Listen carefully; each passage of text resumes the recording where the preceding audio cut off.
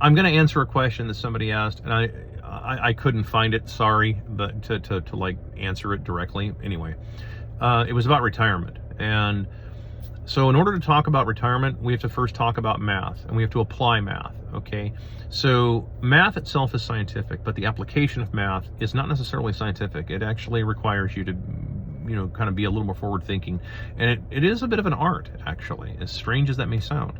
But yeah, as with a lot of things, there's sort of a double helix effect that exists there. Okay, so when you start applying the math to a lot of things in life, the math don't math, and we all kind of know how that works. If you spend any time on TikTok, you've probably seen the people that are selling olive oil, and they point out that, hey, there isn't enough olive trees on this planet to create as much oil as they claim is on the market. Well, yeah, it's because it's cut with a bunch of seed oils. It's cut with probably Quaker State for all we know, but it's cut with other oils, right? And so we understand that math. Now let's apply that to retirement. Most of us, I think, or some people, I guess, have this idea in their head of what retirement is. It's like, Cristal, Maybach, diamonds on your timepiece, jet planes, islands, tigers on a gold leash, shit that I don't give a fuck about. And it's like, and most people don't either, but like, that's what a lot of people have in their mind.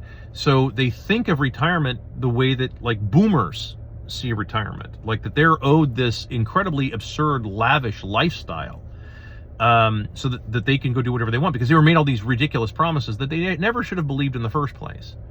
Let me just get in your shit a little bit here on this, boomers. Most of you should not have believed any of that shit that you were told. You really, this is, have you ever sat down and actually tried to think of, the last time I saw on CNBC, I think it was, by way of Unusual Whales, was something to the effect of like, the average American thinks they need $3.25 million in order to retire. Have you ever done the math on that? If every American needed $3.25 million? You ever did them? I mean, like, for real.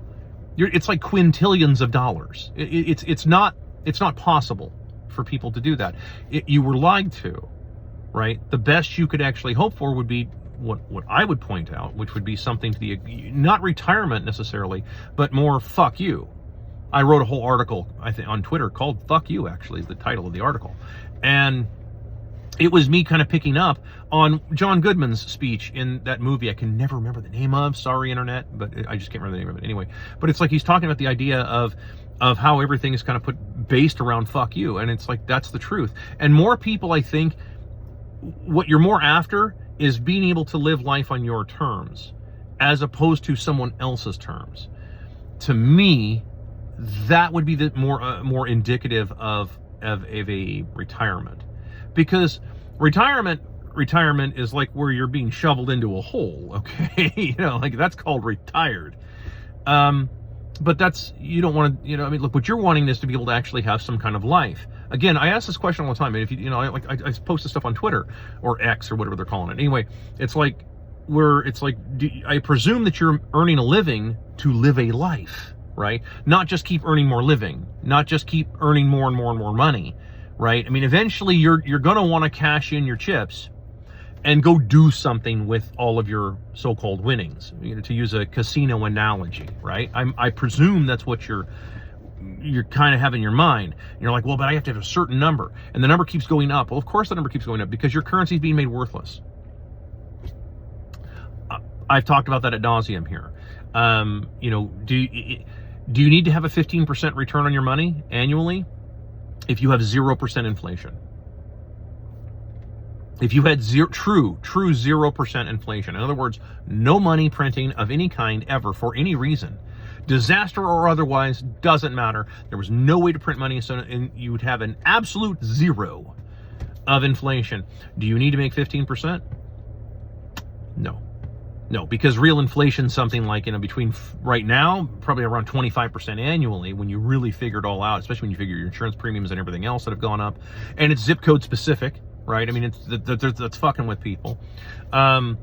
If you didn't have 25% inflation, right? Let's say, well, I mean, again, if you have 25% inflation, but you made 15% on your so-called 401k, you still ate 10%, didn't you?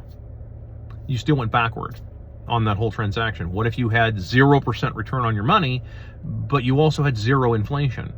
For most human beings on this planet, that would be spectacular, because that would mean that any money that you're actually saving, right? Because savings implies long-term thinking, right? The longer you think in the future, the more you actually kind of naturally save. Now, this is a problem, of course, for big industry, because big industry wants you to consume. They want you to buy stuff, right? That's kind of it. I'm not picking on consumer culture, by the way. Don't misunderstand me. This isn't me, like, saying stop consuming. And I'm pointing out that if you are going to consume something, you really should want to have the highest possible quality product for the best price.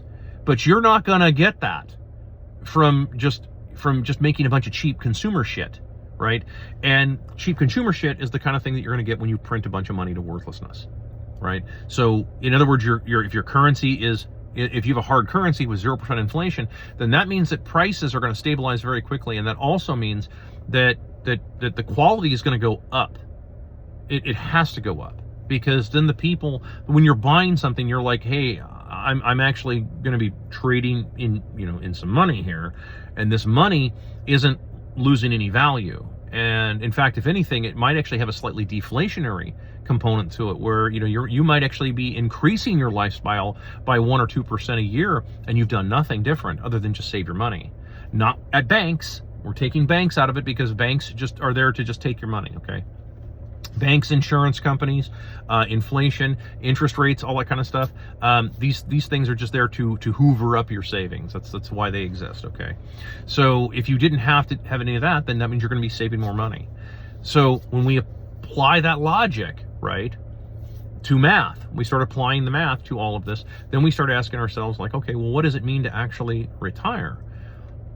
I would suggest it's that you just don't owe anybody anything, and that you're able to live life on your terms, and you don't have to make any apologies. You don't have to make any apologies, nor do you have to ask for permission to live the life that you want. In other words, the American dream. And that, by the way, is what the American dream was. It wasn't home ownership. That actually came around as a marketing thing back in, I want to say, like the 40s and 50s, if I'm not mistaken. Then it kind of morphed into this whole idea of own your home, and that's the American dream. No, the American dream was being able to live life on your terms and not have to ask for forgiveness for being a human being, nor ask for permission to be a human being. That was the actual American dream. And part of that goes into the idea of ownership, yes, but it's ownership of part of the country. Previous video that I did just recently, where I pointed out, how did you become a homeowner back in the day? You just went a little bit further west, and you just said, okay, nobody's here, nobody's using this, so I'm going to go ahead and take it and claim it as my own, and I'm going to be an owner. And then you took the responsibility with it that came with all that, right? That's actually what you want. Remember, that's how you have a culture police itself.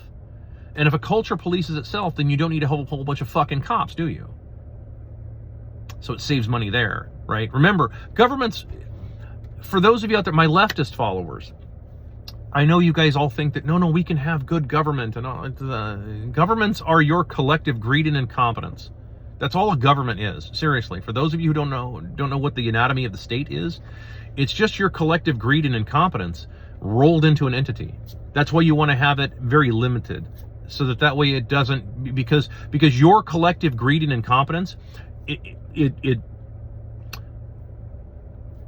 it's almost mind-boggling to understand just how bad collective greed and collective incompetence will actually be when you really put, I mean, it's bad, because people always have the desire for the unearned.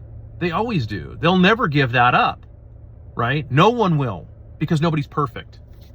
So people are human, and they're gonna try and get away with the least that they can, right? It's part of the conservation of energy. Remember, you're an energetic being, so you're gonna try and conserve energy as much as possible. And if that means enslaving a bunch of other people to do it, then you will, unless someone actually says, "Hey, stop."